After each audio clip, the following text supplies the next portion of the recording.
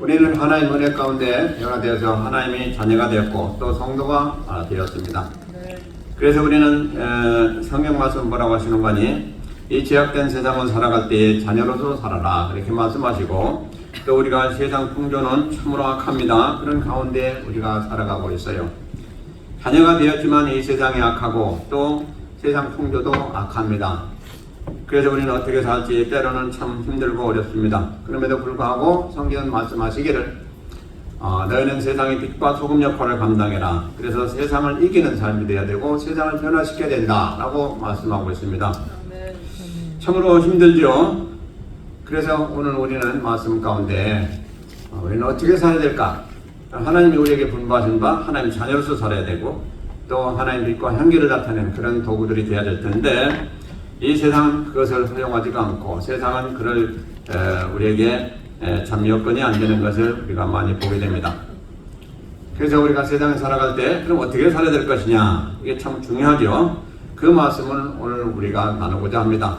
그래서 이 세상은 악하지만 우리는 하나님 은혜 가운데 변화돼서 자녀가 되어서 우리 안에 성령이 계시고 또 성령 은혜 가운데 사는 우리들이기 때문에 세상을 변화시킬 수가 있고 또 세상을 이길 수가 있다라고 성경은 말씀하고 있습니다. 아멘이십니까? 어쩌로 그래서 오늘 우리가 말씀을 받을 때에 말씀 가운데 은혜 받음으로 세상을 이기는 삶을 살기에 부족함이 없는 그런 온 성도들이 다 되시기를 먼저 주의 이름으로 축원드립니다. 로마서 1장 6절에 보니까 말씀하시기를 너희는 예수 그리스도일 것이다 이렇게 말씀하고 있습니다. 우리는 다 예수 그리스도일 것이다, 다른 말로 하면 하나님 것이다 하는 말씀이에요. 그러니까 이 말씀이 얼마나 우리에게 복이 되고 힘이 됩니까? 우리가 살아갈 때 우리는 낙심도 하고 참 힘들고 어려워서 우리는 어찌해야 될 때 모를 때도 있지만은 성경 말씀하시기를 우리는 예수 그리스도의 것이다 이래 됐어요. 그러니까 얼마나 참 귀한 존재입니까? 겉으로 보기에는 다 같은 것 같고 우리가 참 볼 때도 너무 부족하고 너무 참 형편없이 사는 것 같지만은 하나님이 우리 안에 계셔서 우리를 변화시켜 주셨으므로 우리는 누구 것이냐? 하나님 것이다. 그래서 이 세상에 소유물로 정해졌으면 그 소유물을 가지고 있는 자가 최고입니다. 그리고 그게 주인입니다. 근데 우리는 주인이 누구시냐? 하나님이시다는 말씀이죠. 그러니까 주인이 하나님이신데 누가 우리를 훔쳐가고 누가 우리를 해하고 누가 우리를 참 멸시하겠습니까? 할 수가 없다는 것이죠. 그 크신 하나님이 우리의 아버지가 되신다. 그러므로 오늘 여러분들은 이 말씀 안에서 위로받으시고 자신감을 가지시길 바랍니다. 그리고 정심을 가지시길 바랍니다. 내가 어떤 존재냐? 대단히 귀한 존재구나. 이렇게 귀한 존재인 줄 몰랐는데 세상 사람들이 우리보다도 더 잘난 것 같고 또 그들이 우리를 멸시한다 할지라도 그들은 아무리 우리를 쫓아온다 할지라도 우리와 같을 수가 없어요. 그들의 성령으로 변화되지 않고는 그럴 수가 없습니다. 그러므로 우리는 얼마나 귀한 존재인가를 알고 자긍심을 가지고 사시길 바랍니다. 하나님의 자녀가 된 사람은 생각해보세요. 이것보다 세상에 더 큰 복이 없습니다. 세상에 가장 큰 복을 받는 것은 하나님 자녀가 되는 것입니다. 이거 외에 더 중요한 게 없어요. 그래서 우리가 생각해보면 이것이 우리가 자격이 있어야 되는 게 아니고 하나님 은혜로라 이렇게 말씀하고 있어요. 그러므로 이 은혜 받은 우리들은 얼마나 복을 받았냐 하는 것을 아셔야 돼요. 아멘. 아멘. 이런 말씀을 우리가 선포받을 때는 참 그렇구나 하고 아멘 아멘이면 크게 나와야 될 줄로 믿습니다만은, 자 우리가 때로 근심을 가지고 이제 침대에 누워서 자기도 하고 하는데 그때마다 생각하실 것은 여러분들이 침대에 누우셔서 항상 생각할 거는 잠들기 전에 나는 누구냐? 나는 누구냐? 답은 뭘까요? 하나님 자녀다. 그러면 잠도 잘 올 거예요. 그리고 또 일어나서도 나는 누구냐? 내가 하나님 자녀다. 그럼 어떻게 하겠어요? 오늘 또 신나게 살아야 되겠구나. 오늘 또 승리하며 살아야 되겠구나. 오늘 또 참으로 하나님 앞에 온전한 삶을 살아야 되겠구나 하는 그런 생각을 제일 먼저 하실 거예요. 그래서 우리 자신이 누구냐 하는 걸 항상 여러분들은 우리 자신에게 알려야 돼요. 또 깨우쳐줘야 돼요. 우리는 하도 오랫동안 하나님 자녀가 됐고 또 하도 오랫동안 은혜 가운데 살다 보니까 이 은혜가 뭔지 은혜가 뭐 귀한지 아닌지 그거 잘 모를 때가 있어요. 근데 그렇지 않습니다. 이 세상에요 가장 복된 것은 하나님 자녀가 됐다는 사실이고 또 이것보다 더 기적이 없어요. 우리가 하나님 자녀가 될 수가 있어서 됐습니까? 아니거든요. 그러니까 기적 중에 기적이요. 그래서 우리가 내가 하나님의 자녀다라고 하는 생각이 들 때마다 뭡니까? 우리는 참으로 누웠다가도 벌떡 일어나는 그런 역사가 있어야 돼요. 그러니까 내가 누군데? 내가 어찌해서 하나님 자녀가 있었느냐? 이런 걸 생각해 보면 뭐 자다가도 벌떡 깨고, 야, 주님이 진실로 나를 그렇게 사랑하셨구나. 또 나를 그렇게 귀하게 여기셨으니 내가 이제 앞으로 하나님 앞에 어떻게 하면 살아야 될고, 그런 생각을 여러분들 하셔야 될 줄로 믿습니다. 나는 보잘것없다. 나는 이대로 살면 전 형편없다. 그런 게 아니에요. 우리 하나님의 자녀가 된 사람은 엄청난 은혜가 또 복이 임했다는 사실인 것입니다. 그래서 우리가 예수 그리스도의 것이다. 이건 뭐 말할 수 없는 그 존재가 된 겁니다. 그러니까 뭐 어떤 대통령의 아들이다, 왕의 아들이다, 이거는 뭐 상대가 안 되거든요. 그렇잖아요. 하나님의 자녀가 되었다, 하나님의 아들, 딸이 되었다. 생각해보세요. 한번 가만히 생각해보세요. 그 하나님, 이 만왕의 왕이시고 최고의 이 세상 만물을 주장하시는 그 창조주 하나님의 아들이 되었다, 딸이 되었다. 이거 감동이 안 오십니까? 이거보다 더 큰 복이 어디가 있습니까? 아멘. 참으로 이것을 생각할 때마다 우리는 너무너무 감사해야 돼요. 아무리 우리가 죽을 고생을 하고 아무리 하나님 앞에 충성해도 이 은혜에 갚을 수가 없어요. 그래서 우리의 믿음의 선진들은 어떻게 살았습니까? 아무리 힘든 일도 하고 죽기까지 해도 그들은 할렐루야 하면서 하나님 앞에 갔어요. 예.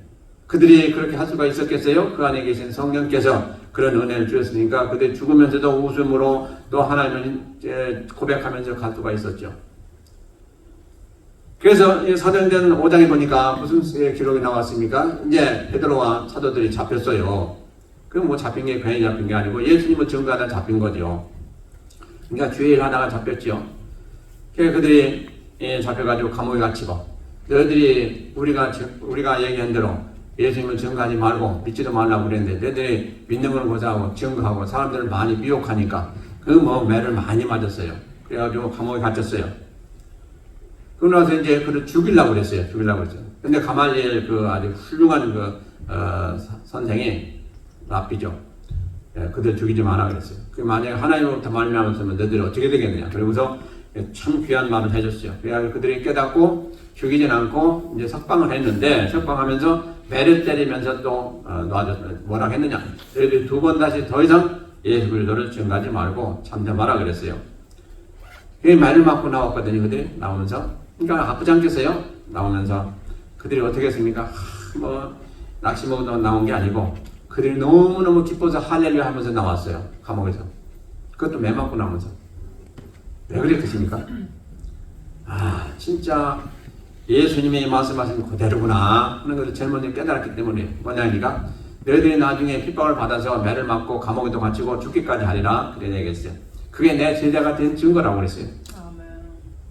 그러니까 그럴 때 너희들은 낙심하지 말고 슬퍼하지 말고 기뻐하라고 했어요. 예수님이. 아, 이거구나. 이제 그들이 깨닫고 이거구나. 그러니까 참 기뻐할 수밖에 없구나.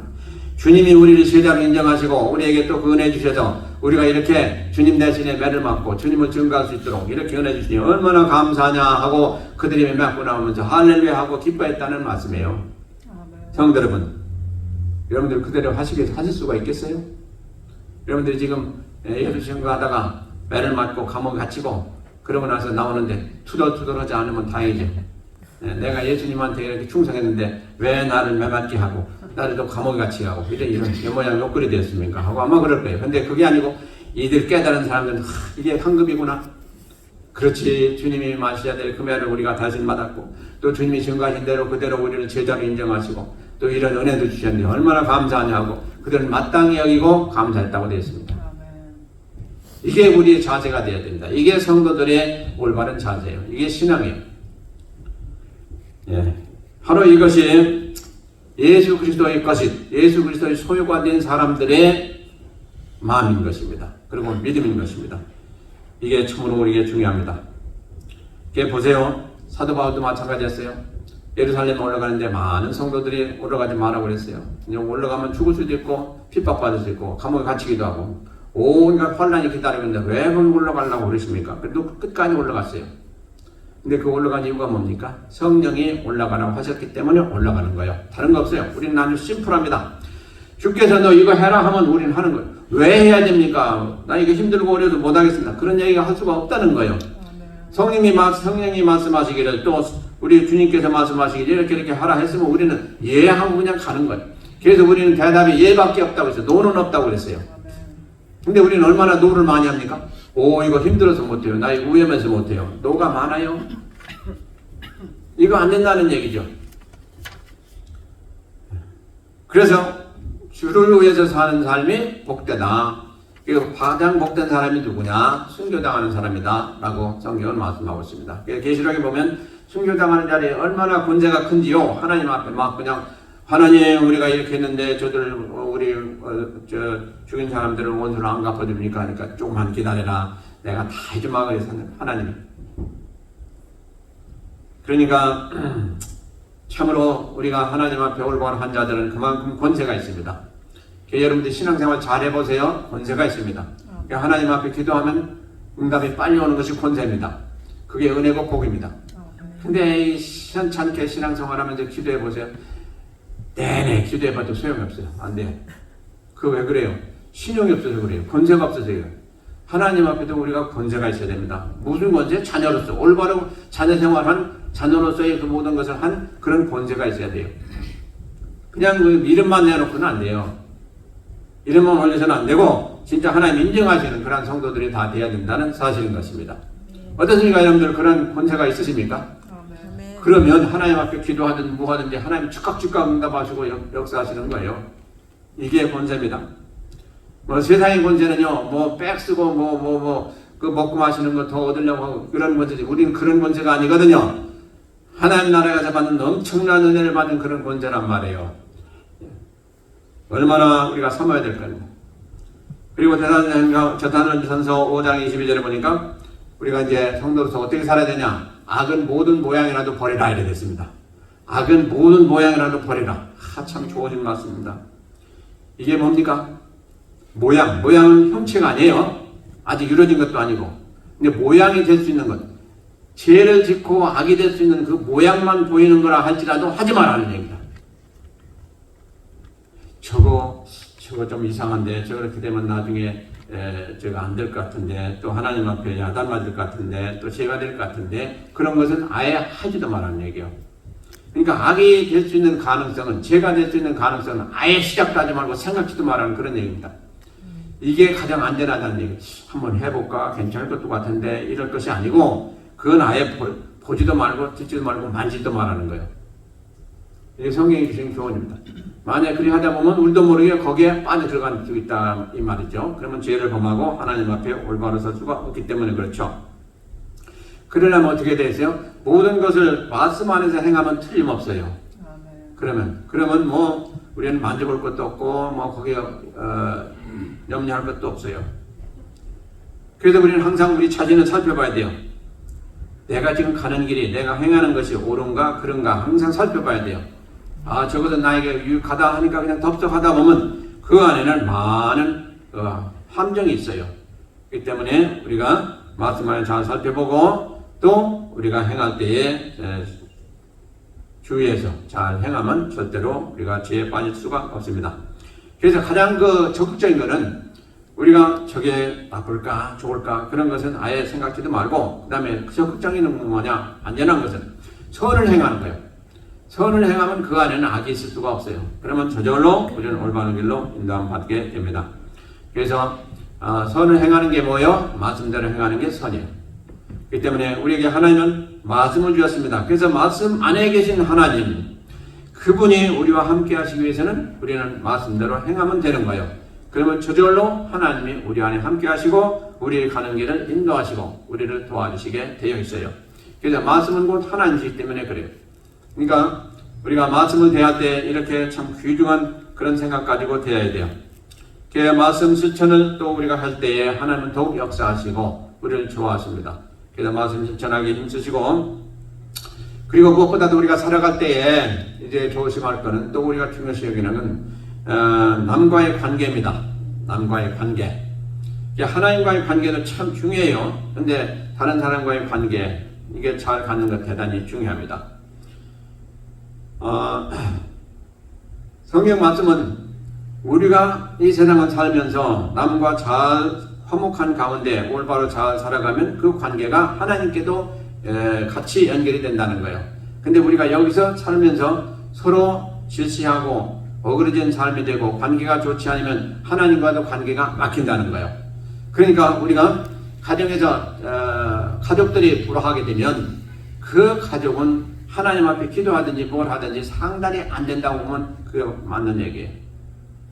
그러면 뭐가 되겠어요? 하나님이 주신 은혜가 막히게 되면 여러분들이 가정이 잘 되겠어요? 잘 될 수가 없어요. 그렇기 때문에 억지로라도 여러분들이 빨리 화해하고 여러분들이 다 같이 화목한 가운데 되어지는 그런 가정이 돼야 복된 가정이라 할 수가 있고 또 복을 받을 수 있는 자격이 있는 가정이 될 수가 있어요. 우리가 아무리 아주 엄청나게 싸움을 하고 나서 아무리 우리가 뭐 기도하고 하나님 복 주세요 그거 안 된다 이 말이에요. 그 화목한 가운데 있어야 하나님이 받으시고 은혜를 주시게 되어 있다는 거예요. 이것도 꼭 기억하시기 바랍니다. 그래서 서로 좋은 관계를 갖는 건 대단히 중요하다는 걸 꼭 기억하시기 바랍니다. 그 다음에 이제 고린도전서 15장 58절에 보면 우리가 살아갈 때 근검전략한 생활을 하라는 그런 교훈을 주십니다. 근검전략하다. 무슨 얘기예요? 부지런하고 또 모든 범사에 또 전략하는 그런 삶을 사는 것을 성경은 요구하고 계시고 또 그것이 우리에게 덕목 중에 하나입니다. 우리가 부지런한 삶을 사는 것은 대단히 중요해요. 근데 어디에 부지런해야 되겠느냐? 모든 범사에 부지런해야겠지만 특별히 영적인 삶에 부지런을 해야 돼요. 왜냐하니까 우리 모든 것은 다 영적으로부터 말미암아요. 그렇기 때문에 영혼이 잘 되면 우리가 모든 게 다 잘 되게 돼 있어요. 그래서 신앙생활을 잘 해서 우리 믿음이 전하고 영혼이 강건하고 그러면 들어올 것이 없고 안 될 것이 없어요. 그래서 항상 우리는 어디에 제일 먼저 부지런해야 되냐?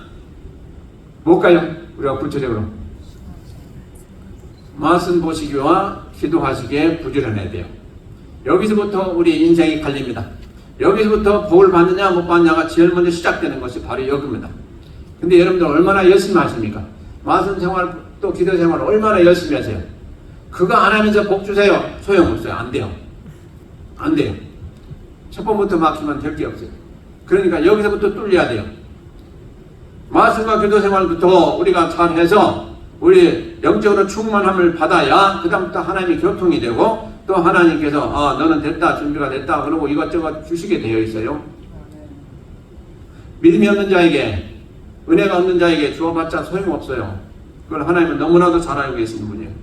그렇기 때문에 우리가 은혜를 사모하고 하나님이 복을 받기를 원한다면 먼저 어떻게 되세요? 말씀과 기도에 힘써야 돼요. 이것이 가장 첫 번째 중요한 조건이에요. 왜냐? 우리가 영적으로 잘 돼야 하나님 주신 것은 모두가 다 영적인 그 은혜예요. 영적으로 주시니까 우리가 물질적으로도 잘 되는 것이지 영적인 은혜 받지 못하면 물질적인 건강 모든 거 다 소용없어요. 못 받아요. 이것을 여러분들 꼭 아시길 바랍니다. 복을 주세요, 복을 주세요 하는데 과연 무엇이 복이냐? 무엇이 복이냐? 우리 영혼이 잘 되는 게 가장 큰 복이에요. 영혼이 잘 돼가는 건 뭐예요? 말씀과 기도밖에 없어요. 이거 안고서 복을 주세요, 복을 주세요 해봤자 소용없어요. 이거 없이 물질적인 다른 거 다 주어봤자 그거 금방 날아가게 돼 있어요. 그러니까 여러분들이 그 순서를 잘 아시고 행하시길 바랍니다. 그래서 부지런해야 되겠는데 무엇을 먼저 부지런해야 되냐? 영적인 면을 부지런하게 해서 영적인 면을 다 우리가 이루어야 된다는 거예요. 그 다음에 우리가 나가서 열심히 일을 하면 거의 많은 열매를 거두는 거예요. 근데 아무리 세상에 가서 열심히 일해서 뭘 거뒀다 할지라도 이 영혼이 제대로 되어 있지 않고 믿음 생활이 제대로 되어 있지 않으면 이거 다 한순간에 날아간다고 되어 있어요. 그렇잖아요. 뚫어진 전대에 넣는 것 같이 그렇게 돼버려가지고 오히려 더 손해를 보는 경우도 많다 이 말씀인 것입니다. 그러므로 우리가 자 보세요. 우리 삶의 원리가 또 우리가 복받는 원리가 마찬가지입니다. 뭐냐? 우리는 하나님이 복을 주시지 않으면 안 돼요. 복이 없어요 그거. 근데 하나님이 복을 주시는 원리가 제가 계속 말씀드린 이거예요. 영적인 복을 먼저 주시고 그 다음에 이제 준비가 되었을 때 세상의 것 모든 걸 다 주시게 되어 있는 것이 원리예요. 원리. 그러므로 나는 그거 필요 없어. 신령한 거 필요 없어. 영적인 거 필요 없어. 나는 육신적인 일만 되면 됩니다. 하고 그것만 따라간다고 주는 게 아니에요. 그거 받아봤자 그거 금방 다 없어지게 돼 있어요. 그러니까 이 원리를 잘 아시고 행하시길 바랍니다. 그래서 우리는 첫째로 부지런한 삶을 살아야 되는데 먼저 영적인 것을 먼저 부지런하게 생활해서 우리가 얻어야 되겠고, 그러면 이제 만약에 이게 기본이 다져지는 거예요. 그걸 가지고 우리는 다른 것도 열심히 해야 됩니다. 이제 직장 생활도 열심히 해야 되고, 뭐 사업도 열심히 해야 되고, 공부도 열심히 해야 되고, 그런 거예요. 그게 다음에 하는 거예요. 그래서 우리가 가정적으로 중요한 것 중에 뭐가 있습니까? 이제 이렇게 믿음이 있으면 그 다음에 그 믿음을 가지고 자녀들 교육을 잘 해야 됩니다. 이게 가정을 세우는 것 중에 아주 중요한 거예요. 그래서 신명기 6장 7절 보세요. 자녀들에게 시도 때도 없이 항상 때가 될 때마다 가르쳐 지키게 하라고 그랬어요. 말씀을 지켜라. 근데 그게 제일 먼저 뭡니까? 하나님에 대해서 가르치라고 했어요. 하나님에 대해서. 하나님 누구시냐? 세상 사람들이 죄악을 짓고 이렇게 잘못되는 이유가 뭡니까? 하나님을 몰라서 그래요. 하나님을 몰라서. 그러니까 우리 자녀들이 하나님을 알도록 가르쳐야 돼요. 그 시간이 언제입니까? 가정예배 시간이에요. 그래서 꼭 가정예배는 드려야 돼요. 근데 언제부터? 아주 어려서부터. 그때 어린아이들이 1살, 2살 이렇게 어린아이들에게 말씀을 전해주면요, 그들이 평생 잃어버리지 않고 그 말씀을 가지고 살아요.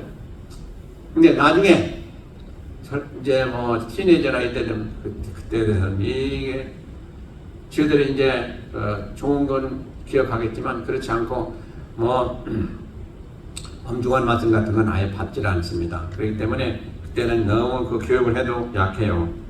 효과가 미미해요. 그렇기 때문에 어려서부터 해야 됩니다. 그래서 우리가 근본적으로 부지런해야 될 것은 다 성경에 말씀하고 있는데, 그 중에서 한 가지 참 꼭 우리가 기억해야 될 말씀이 뭐냐? 성경에 말씀하죠. 너희는 개미에 가서 배우라고 그랬어요. 개미가 얼마나 부지런합니까? 개미는요, 한순간에 가만히 있는 걸 못 봤어요. 그러죠, 여러분들? 그냥 뭐 어디 왔다 갔다 하고 뭐 정신없어요. 이렇게 개미에 가서 너희들이 부지런함을 배우라고 되었어요. 참으로 하나님이 오죽하셔야 그렇게까지 말씀하시겠어요. 그러니까 우리가 열심히 일해야 되는데, 열심히 일하기 전에 하나님을 아는 일에 먼저 열심을 다하고 그 다음에 이제 세상 일을 하라 하는 말씀인 것입니다.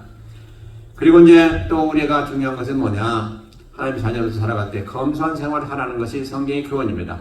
검소한 생활. 우리가요, 참 이 세상에 살다 보니까, 풍성한 세상에 살다 보니까, 특별히 모든 게 풍성한 미국에 살다 보니까 지금 가비지를 보세요. 얼마나 많이 나오는지 몰라요. 엄청 나와요. 산더미 같이 나와요. 근데 그 안에 보면요, 멀쩡한 것이 다 들어있어요. 뭐 포니처도 그렇고요, 뭐 그 안에 먹을 것도요, 반만 먹다 버린 것도 많고요, 별게 다 있어요. 자, 이것이 아프리카나 그 뭐 먹는 데 가면 다시 먹을 수 있는 그런 거예요. 그러니까 너무 풍성하니까 아까운 줄 모르고 그냥 막 훔청훔청 쓰는 거예요. 참 이거 우리가 잘 생각해 봐야 돼요. 그렇게 남는 것은 구우물자라든가 다른 데 보내면 돼요. 근데 막 그냥 그렇게 먹다가 말고 그냥 특별히 피자 같은 거요, 이렇게 먹다 보면 이제 나중에 남은 거 그냥 버리는 경우가 많이 보여요. 어쩌은 거 아니야. 먹지도 않고. 이거 다 하나님 앞에 죄입니다. 죄. 예. 주님이 뭐라고 하셨어요? 오병이의 기사와 이적을 나타냈죠.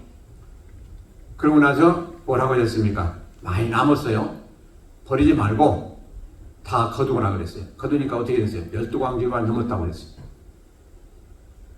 자, 주님은 그거 필요 없어요. 그 금방 기적이 나타나면 또 얻을 수가 있어요. 근데도 불구하고 그걸 다 거두라고 그랬어요. 버리지 말고 거두라고 했어요. 바로 이것이 주님이 우리에게 주신 교훈입니다. 뭐냐? 우리가 하나님으로부터 우리가 부자였든 어쨌든 간에 풍성하게 받은 것이 있다 할지라도 그것을 조심해서 쓰라 하는 얘기입니다. 예, 전략하라 이 말씀입니다. 그 전략은 우리 성도들의 미덕 중에 하나입니다. 이 세상이 지금 뭐 대부분의 세상들이요, 많이 그렇게 너무 많이 써요. 소비 문화가 없으면 또 안 된다고 그래가지고요, 자꾸 우리가 또 옷도 그렇고 모든 것도 그렇고 버리기도 하고 뭐 자꾸 사야 또 기업도 된다는 거죠. 그럴 수도 있어요. 그거 뭐 틀린 말은 아닌데, 그렇다고 할지라도 그 낡은 옷이라 할지라도 그것이 또 필요한 데가 있어요. 그래서 우리는 서로 나누면서 참 부족함이 없이 사는 것이 하나님의 뜻인데, 우리는 너무 멀쩡한 것도 잘 버리고 그냥 흥청망청 쓸 때가 많은 건데, 이거 참 잘 생각해 봐야 됩니다. 그래서 우리가 무엇을 쓰든지 잘 조심해서 하나님 말씀 안에서 참 전략하고, 또 남는 것은 우리가 구제비로도 보낼 수도 있고 또 다른 사람에게 줄 수도 있고, 그런 정신을 가지고 사는 사람이 진짜 주님을 잘 믿는 사람이에요. 주님의 마음을 헤아리는 사람들이에요. 그래서 주님이 말씀하신 말을 행하는 것이 이건 안 해도 되고 저건 그런 게 아니죠. 우리가 살펴보고 이거 이렇게 하면 주님이 기뻐하시겠다. 그 분명히 말씀에 되어진 대로 행하면 하나님이 기뻐하시는 거죠. 그래서 우리가 살아가는 삶 가운데 연락하다가 해받은 사람 있잖아요. 바로 부자, 나사와 부자, 그 경우가 있는데, 자기만 잘 살고 놀면 된다 하는 사람들 잘 되는 것을 보지를 못했어요. 이 세상에도 그렇고, 믿든지 믿지 않는 사람이든지 남도 배려하면서 자기가 가진 거 있으면 좀 남도 도와주고, 이게 뭡니까? 선교사들의 이제 근본적인 자세인데요. 그리고 우리가 선교를 하는 자세도 마찬가지예요. 어려운 데 가서 하지 않습니까? 가장 중요한 게 뭡니까? 하나님의 말씀을 전파하는 것이 가장 중요한 선교 사업이죠. 그러나 거기에 또 부족한 거, 뭐 물질적으로 그런 것도 역시 또 도와주는 것이죠. 그건 2차적인 문제예요. 그래서 하여튼 어쨌든 우리 주님은 자꾸 주시기를 원하시는 분이에요. 그래서 우리가 그 마음을 닮아서 부족한 거 있는 사람들에게 주는 거. 첫째로 주님이 말씀을 모르니까 말씀전에서 그들에게 영혼 구원받게 하고, 이게 가장 중요하니까. 그 다음에는 육신적인 면도 살펴보면서 우리가 할 수 있으면 도와주고, 이것이 참으로 중요한 일 아니겠습니까? 그래서 하나님 말씀대로 우리가 참 남을 살펴보면서 행하는 삶이 복된 삶이다 하는 것입니다. 우리는 너무나도 바쁜 세상에 살다 보니까 내 생각도 나 혼자 어떻게 케어하는 것도 어려운데 남까지 어떻게 살펴보랴 하는 그런 생각을 할 수가 있는데, 그렇지가 않습니다. 조금만 마음을 쓰면 우리가 좀 이런 생각을 할 수가 있어요. 그래서 하나님이 그것을 원하시기 때문에 좀 마음을 두시기 바랍니다. 그리고 그 다음에 중요한 것을 말씀을 드리고자 하는데, 이제 말을 조심해야 된다 하는 것이 시편 139편 4절에도 나오고, 뭐 말에 대해서는 엄청나게 많이 나와요. 말에 대해서. 왜 말이 중요하냐? 한 번 말을 하게 되면 엎드러진 물과 같다 그랬어요. 그러니까 한 번 쓰러지면 수가 없어요. 그러니까 말하기 전에 조심해야 된다 하는 얘기. 우리가 실수를 왜 합니까? 말 때문에 많이 해요. 말이 아마 99%는 될 거예요. 실수를. 근데 이미 한 번 나간 말은 더 이상 담을 수가 없어요. 끝난 거예요. 그럴 때는 말하기 전에 참으로 조심해라 하는 것을 말씀을 나타냅니다. 왜 또 중요하냐? 말은 곧 우리 마음이기 때문에 그래요. 우리 자신이기 때문에 그래요. 우리가 악한 말을 했으면 그 사람이 악하기 때문에 악한 말이 나간 거고, 선한 말을 했으면 우리가 선하기 때문에 선한 말이 나가는 거예요. 그렇기 때문에 우리 자신을 알 수 있는 것, 또 남을 알 수 있는 것도 역시 말을 통해서 알게 돼요. 그렇기 때문에 말을 참으로 조심해야 돼요. 그런데 더 중요한 건 뭐냐? 하나님 우리의 말을 들으시고 우리를 그대로 판단하시고 그대로 행하신다는 말씀이에요. 이게 더 무서운 말씀이에요. 우리가 누구에게 악한 얘기를 했든 뭐든 했든 그것은 뭐 그대로 끝난다 할지라도 그것을 들으시는 하나님은 그냥 안 계신다는 말씀이에요. 그러니까 우리가 참으로 말을 할 때 조심해야 돼요. 조심해야 돼요. 첫째로 남을 저주하는 얘기 절대로 해서는 안 돼요. 그가 설령 우리에게 나쁜 짓을 했다 할지라도 저주를 하지 말고, 그런 사람들은 어떻게 하라고 했어요? 성경에? 예, 복을 빌라고 그랬어요. 복을 빌라고. 그러면 그 복이 누구한테 와요? 그 사람한테도 가지만 나한테 와요. 참 이게 쉽지가 않은 얘기지만 우리는요, 하나님 자녀가 되었기 때문에 쉽지 않은 얘기가 없어요. 왜? 하나님은 우리에게 그거 할 수 있는 다 은혜를 주시고 능력을 주셨어요. 자녀이기 때문에. 못하는 건 우리 자신이 못했을 뿐이지 우리 능력이 없어서 못하는 건 아니에요. 이걸 아셔야 돼요. 능력이 있어요. 이미 하나님 우리 자녀를 삼으셨다는 그 자체가 우리가 하나님 말씀을 행할 수 있는 능력이 있다는 거예요. 그 근거는 뭐예요? 우리 안에 성령이 계시기 때문에 그래요. 우리 안에 성령이. 그래서 성령께 의지하고 구하면 성령이 우리에게 그걸 행할 수 있는 능력을 주신다는 거예요. 능력이 없어도 못한다? 그건 왜요? 성령께 구하지 않았다는 얘기예요. 어떻게 맞습니까? 그러니까 앞으로 나 이거 못합니다 하는 얘기는 하지 마시기 바랍니다. 우리 안에 계신 성령께 구하면 주시게 되어 있어요. 반드시 주세요. 그래서 말은 대단히 중요해요. 내가 한 말 그 말대로 하나님은 듣고 갚으시겠다고 했어요. 선한 말을 하면 선하게 갚으시고. 그래서 이스라엘 백성들이 우리는 가나안 땅에 못 들어갑니다. 왜? 우리는 들어가면 죽을 것 같고 그들이 또 우리보다 더 강하기 때문에 우리는 못 들어갑니다. 그랬어요. 그래? 그러면 너희들이 못 들어간다 한 대로 너희들은 들어가지 말라.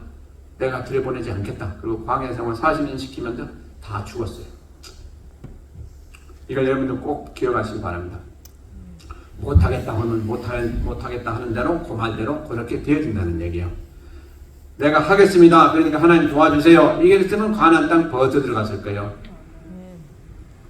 40년 동안 못 들어갔어요. 그러니까 그 다음에 어린애들은 못 들어가겠다 할 수가 없잖아요. 어린애들이니까. 그런 감각도. 그들만 들어갔어요. 그들만. 하나님 하시는 일은 이렇게 오묘합니다. 그러니까 우리가 지금 신앙생활하면서 주연하고 못합니다. 그거 너무 힘들어요. 그러나 하나님 앞에 그거 못 드립니다. 그러면 못 드리게 만드시고 못하게 만드세요. 그러니까 우리는 주여 내가 그 일을 하고 싶은데 내가 지금 능력이 없습니다. 또 내가 드리고 싶은데 내가 현재 물질도 없습니다. 그러니까 나에게 주옵소서. 그러면 하나님이 주시겠다는 거예요. 아주 심플하지 않습니까? 너무 쉽지 않습니까? 그런데 우리는 그렇게 안 하잖아요. 내가 없으면 나는 못할 모양이구나 하고 아예 기복을 하고 포기를 해요. 나는 못합니다. 우리가 못하는 일이 없다는 거예요. 왜? 우리 안에 계신 분이 누구냐? 전지전능하신 하나님이기 때문에 그분을 의지하면 다 할 수 있다는 거예요. 아멘. 하나님 자녀가 된 사람은 능치 못한 일이 없다고 되어 있잖아요. 아멘. 진짜 아멘이시죠? 아멘. 그대로 행하시길 바랍니다. 아멘. 우리가 어떻게 하고 못하고가 아니라는 거예요. 우리는 오해할 수가 있어요. 우리가 어떻게 하고 못하고 여러분들 우리가 하고 못하고 그거 아무것도 없습니다. 우리는 할 수 있는 일도 못할 때가 있고요. 또 하지 못할 일도 할 수가 있는데 그것은 오직 성령께만 달려있어요. 그러니까 우리가 성령을 의식하시고 항상 참으로 이 신앙생활 하시면서요. 가장 중요한 건 뭐냐? 우리가 누구냐 하는 걸 의식하는 거예요. 내 안에 지금 누가 계시냐 하는 걸 의식하는 거예요. 이걸 잃어버리면 우리는 아무것도 못합니다. 이걸 의식하는 자는 능력이 나타나게 되어 있어요. 이걸 잊어버리면 아무리 가지고 있는 사람은 아무리 능력이 있어도 능력이 나타나지 않으면 할 수가 없어요. 그러나 이 믿음이 있는 자는 언제든지 부족하면 주여 나 이거 하려고 이게 부족합니다. 금방 나오게 돼 있어요. 이게 바로 믿음이에요. 이게 믿음이라는 게 뭐 특별한 게 아니에요. 그래서 믿음을 가졌으면 이 믿음 금과 같은 진짜 귀한 믿음이라고 되어 있잖아요. 근데 이 믿음을 왜 안 쓰느냐 말이에요. 우리에게 그렇게 귀한 믿음을 주셨는데 왜 이 믿음을 가지고 그냥 놔두고만 하고 쓰지 않느냐 이거. 쓰라는 거예요. 쓰라는 거 하나님은. 그러면 우리는 능치 못한 일을 얻게 되는 그런 존재가 되는데 안 쓰기 때문에 안 된다는 얘기예요. 아멘. 아멘. 그런가 아닌가 한번 생각해 보세요. 안 그런가? 그게 진짜 진리예요. 하나님 말씀하신 거니까 뭐 틀림없는 거죠. 그래서 보세요. 우리가 이 말은요 참 중요해요. 말 한 대로 되고 또 이 훌륭한 사람들 보세요. 우리 믿음의 선지들 훌륭한 사람들 보세요. 하나님이 하라는 대로 그대로 말을 하니까 그대로 막 역사가 나타나잖아요. 자 보세요. 모세도 홍해를 가르는데 하나님 하라는 대로 홍해를 가르니까 하니까 그대로 나타나고 홍해도 갈라지고 이거 뭐 수없이 많잖아요. 엘리야를 보세요. 하나님이 약속하셨으니까 불을 내려주세요. 불이 내려오고 또 엘리야 다 죽은 사람도 살리고 다 하나님이 너 살린다 해라. 그러니까 다 되는 거지. 뭐 그들이 무슨 능력이 있다고 그게 되겠어요? 이런 것을 보면서 우리는 배워야 됩니다. 그 사람들은 뭐 우리가 특별한 사람이야? 아니야. 똑같은 성경을 가진 사람이라고 되어 있어요. 그러나 왜 그러냐? 그들은 하나님의 말씀을 믿고 말씀하신 대로 그대로 하니까 그대로 된다 이 말이야. 왜 우리는 왜 하는데 안 됩니까? 그 말은 믿음이 없어서 안 되는 거예요 지금. 그러니까 믿음의 주유가 되시는 주님께 주여 믿음을 주옵소서 하고 기도하라는 거예요. 그것도 못합니까? 기도하는 거 못해요? 할 수 있잖아요. 그런데 그걸 못 받으니까 그렇게 고생하고 그렇게 없게 살고 그렇게 이렇게 그러니까 이 긍정적인 사람과 또 부정적인 사람과 뭐가 다르니까 말이 달라요. 첫째, 아까 제가 말씀드렸죠. 말은 뭐냐? 우리라고 그랬어요. 우리 인격이라고 그랬어요. 우리 마음이라고 그랬어요. 마음부터 안 됐는데 될 게 뭐가 있습니까? 그러니까 할 수 있다고 하는 사람은 되어지는 거예요. 그 안에서 역사하시는 하나님이시라고 그랬어요. 할 수 있다 하시니까 누구요? 하나님이시죠. 그렇기 때문에 우리는 안 된다고 하면 하나님이 역사하시는 걸 우리는 막는 거예요. 그러니까 안 되는 거예요. 그래서 입으로 시인하고 그대로 행하면 된다. 예. 이게 믿음 아닙니까? 그래서 바울 사도도 보세요. 하나님 말씀하신 대로 그대로 하니까 뭐 죽을 경쟁에도 살아나고 별별 일 다 하지 않습니까? 병자도 고치고 그야말로 276명이나 살리고 얼마나 엄청난 일을 합니까? 이런 것을 보면서 우리는 배워야 됩니다. 그래서 이번에 말을 할 때 말은 반드시 중요한 게 뭐가 있냐? 열매가 온다는 거죠. 열매를 거둔다는 거죠. 한 대로 거두는 거예요. 말도 마찬가지예요. 우리가 행함도 마찬가지지만 말도 마찬가지예요. 말에는 반드시 결과가 있어요. 결과가 있는 그게 열매다. 그래서 진실된 말, 선한 말을 하면 오는 게 뭡니까? 선한 말이 오게 돼 있어요. 근데 우리가 악한 말을 하면 오는 게 뭡니까? 악한 말이 오게 돼 있어요. 반드시 열매가 오게 됩니다. 그래서 우리가 온유한 말 하고 그러면 어떻게 돼요? 상대방도 온유한 말이 우리에게 오게 됩니다. 그러므로 말을 잘하는 건 대단히 중요합니다. 악한 말 해서는 안 돼요. 남을 화나게 하거나 남을 또 폄하하는 그런 말 해서도 안 돼요. 무시하는 말 해서도 안 돼요. 말은 진실로 선한 말을 해야 된다고 그랬어요. 그래야 우리에게도 선한 말이 오게 돼 있어요. 이것은 뭐 당연한 이치예요. 세상 사람들도 그건 다 알고 있어요. 그렇기 때문에 우리가 참 이 대화 가운데 잘해야 되는 건 대단히 중요한데 성경에 보면 이제 뭐가 있는 거 아니에요? 기드온이 300명 농사 가지고 그 엄청난 미디안 백성들을 쳤지 않습니까? 뭐 30배, 100배 막 이런 정도로 쳤어요. 이겼어요. 근데 그 이스라엘 백성들 중에 그게 참여하지 않았던 그 에브라임 족속이 있어요. 에브라임 족속은 제일 강한 족속이었어요. 그 당시에 에브라임 족속이 와가지고 너희들 왜 그렇게 했느냐 하면서 트집을 잡았어요. 자기들 싸움에 참가하지 않고도 왜 우리에게 연락 안 했냐는 거예요. 다 연락을 했는데 안 온 거예요. 그래서 거기 따질 수가 있는데 또 싸울 수도 있는데 기드온이 뭐라고 했는 거니 싸우지 않고 자 보시오. 우리가 한 것은 아주 적은 것밖에 안 했습니다. 그러나 당신들이 한 건 크잖소. 나중에 이제 다 점령한 후에 와서 그들이 정리했으니까 큰 일이죠. 다 하시는 건 뭐 아무것도 아니죠.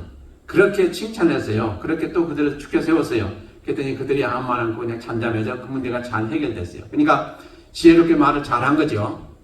네. 거기서 왜 내가 다 사람들을 보내고 오라고 했는데 오지 않더니 우리가 싸움을 다 끝내고 이겨놓으니까 그때서 와서 트집을 잡소 이렇게 했더라면 거기서 엄청난 싸움이 났을 거예요. 기드온이 그렇게 존중하면서 잘 얘기를 하니까 그들이 다 수그러들고 이제 하나가 돼서 또 그 문제를 잘 해결할 수가 있었다는 거죠. 그래서 말을 이렇게 잘해야 돼요. 좀 싸우려고 할 때도 상대방을 좀 이렇게 잘 이해를 하고 그렇게 해주면은 그게 다 싸우지 않게 됩니다. 그리고 이제 그 참 잘 말을 못한 사람이 있는데 누구냐 하니까 르호보암 왕입니다. 르호보암 왕. 이제 열왕기상이죠. 12장에 보면 무슨 얘기가 있는 거니? 솔로몬 때 20년 동안에 이 이스라엘 백성들이 부역을 했어요. 그래서 얼마나 피곤했겠습니까? 성전 짓는 일에 7년 또 왕궁 짓는 일에 13년 이렇게 되니까 엄청난 부역을 했지 않습니까? 그러니까 이제 차기 왕이 됐지 않습니까? 르호보암이 이제 솔로몬 아들이니까. 그러니까 대신들이 와가지고 백성들이 와가지고 전부 다 뭐라 하는 거냐? 그 우리가 너무너무 그동안에 수고가 많았습니다. 그러니까 우리의 좀 멍에를 좀 가볍게 해주세요. 그랬어요. 우리가 앞으로 짊어져야 될 거 좀 가볍게 해달라는 얘기죠. 그러니까 이제 르호보암 왕이 솔로몬 왕 때 섬겼던 그 대신들한테 물었어요. 이렇게 차차 하는데 어떻게 해주면 좋겠어. 그러니까 그 노신들이죠. 그러니까 나이도 많고 또 경륜도 훌륭한 그런 연세된 그 대신들이 뭐라 그러니까 그러면 그들의 말을 따라주는 게 좋겠습니다. 그랬어요. 그러나 이제 르호보암이 새로 이제 임명하고 새로 쓰는 젊은 사람들, 젊은 대신들한테 물었어요. 이렇게 하는데 당신들은 뭐라고 대답하겠어? 그러니까 무슨 말씀 그렇게 하니까 더 아주 강하게 해야 됩니다. 그랬어요. 그런데 르호보암 왕이 누구 말을 들었냐? 이 젊은 사람들 말을 듣고 더 강하게 하겠다고 그랬어요. 뭐라고 했습니까? 그 부친은 당신들은 채찍으로 징치를 했는데 나는 전갈로 징치하겠다고 그랬죠. 오히려 더 강하게 하겠다고 얘기를 했어요. 그러니까 백성들이 듣고 이 왕 밑에서는 이제 우리는 더 이상 분깃이 없다. 그러니까 우리는 이제 여기서 떠난다. 그래가지고 그들이 세운 것이 뭐예요? 북이스라엘 세웠어요. 그래서 그러니까 어떻게 됐습니까? 그래 그 때문에 말을 한번 잘못해가지고 왕국이 갈려져가지고 그냥 나눠진 거예요. 얼마나 비극적인 일입니까? 그러니까 말을 조심하고 잘해야 되겠다 하는 것입니다. 그 다음에 이제 마지막으로 한 가지 더 하겠는데요. 본문 17절 오늘 보시기 바랍니다. 본문 17절. 자, 또 무엇을 하든지 말이나 일이나 다 주 예수 이름으로 하고 그를 힘입어 하나님 아버지께 감사하라 그랬어요. 우리가 세상에 살아가면서 무슨 일을 하든지 그 얘기입니다. 말이나 일이나 이 세상에 살아가면서 보세요. 말이나 일이나 하면 다 들어가는 거예요. 그렇죠? 말이나 일이나 다 주 예수의 이름으로 하고 그랬어요. 이게 무슨 얘기입니까? 우리가 무슨 일을 하든지 행하든지 말하든지 무엇을 하든지 다 주 예수 그리스도의 이름으로 하라. 이게 뭡니까? 이름으로 하라는 것은 주님이 말씀대로 하라는 그런 얘기입니다. 주님이 하신 대로 하라 이런 말씀입니다. 그러니까 주님을 닮아서 그대로 하라 이런 말씀입니다. 그러니까 우리가 일을 하든지 사업을 하든지 직장생활 하든지 가정생활 하든지 무슨 일을 하든지 다 주님이 하시는 것과 같이 하라. 그리고 말을 할 때도 주님이 하시는 말과 같이 하라 이런 얘기입니다. 그러면 틀림없다 하는 얘기입니다. 그러면 결과는 뭐로 나타나요? 하나님 앞에 감사드리는 일만 생길 것이다 하는 얘기입니다. 참으로 그렇습니다. 우리가 말을 공손하게 또 유연하게 잘해보세요. 그러면 그 일이 잘 돼서 복을 받죠. 바로 주님이 하신 말씀 한번 들어보세요. 자, 주님이 제자들한테 뭐라고 했습니까? 얼마나 주님은 그들에게 아주 사랑의 말씀을 하셨습니까? 책망할 때는 책망하고 아주 딱 부러지게. 이건 아주 올바른 얘기죠. 그래가지고 우리가 그렇게 하라는 게 자녀들한테도 책망할 때는 딱 부러지게 말씀을 잘 하되 그 다음에 사랑으로 다 또 용납하고 또 사랑으로 이렇게 거둬주라 하는 거 아닙니까? 주님이 하신 대로만 하면 틀림없다 하는 얘기예요. 그러니까 우리가 살아가면서 말하든지 행하든지 무엇을 하든지 일을 하든지 주님이 모습을 닮아서 주님을 본받아서 그대로 해라. 그러면 모든 일이 잘 돼요. 결과는 감사할 일만 생기게 된다는 그런 말씀이에요. 아멘이십니까? 그대로 행하시길 바랍니다. 예, 그래요. 자, 오늘 우리가요 성도로서 살아가면서 중요한 면을 살펴봤습니다. 그런데요 핵심 문제가 맞습니다. 모든 행함의 근원은 어디부터 나오느냐? 마음에서부터 나옵니다. 마음이 있어야 행할 수가 있습니다. 내가 그걸 하겠다 하는 그 의지가 있어야 우리가 행하게 되고 아무리 좋은 것도 그렇고 나쁜 것도 그렇고 마찬가지입니다. 마음이 있어야 돼요. 마음의 문제. 그래서 마음이 있어야 행하게 됩니다. 그런데 마음은 무엇의 영향을 받고 그 일을 하느냐? 영의 영향을 받습니다. 우리 영혼의 영향을 받아서 그 일을 하게 됩니다. 근데 우리 영은 무엇의 영향을 받느냐? 성령의 영향을 받습니다. 그러니까 성경 말씀대로 그대로입니다. 뭐냐? 내 영혼이 잘된 같이 범사가 잘되고 강건하기를 원하는 이게 바로 이 순서입니다. 그러니까 우리가 아무리 하고 싶어도 성령이 충만치 못하면 못합니다. 우리가 선한 일도 마찬가지고요. 믿음 생활도 마찬가지고. 그래서 영혼이 잘 돼야 됩니다. 영혼이 잘 돼요. 영혼을 잘 되게 하시는 이가 누구요? 성령님이십니다. 그러므로 성령께 항상 기도하시기 바랍니다. 제 성령 은혜를 충만하게 받으면 영혼이 강건해져 가지고 마음이 설령 엉뚱한 데 가 있다 하더라도 그 절대로 못하게 합니다. 우리 영혼이 막아요. 못하게. 죄를 지려고 해도 못하게 막아요.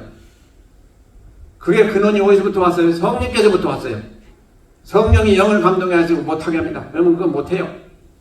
그러면 죄 짓기 전에 막아요. 이런 상태가 돼야 됩니다.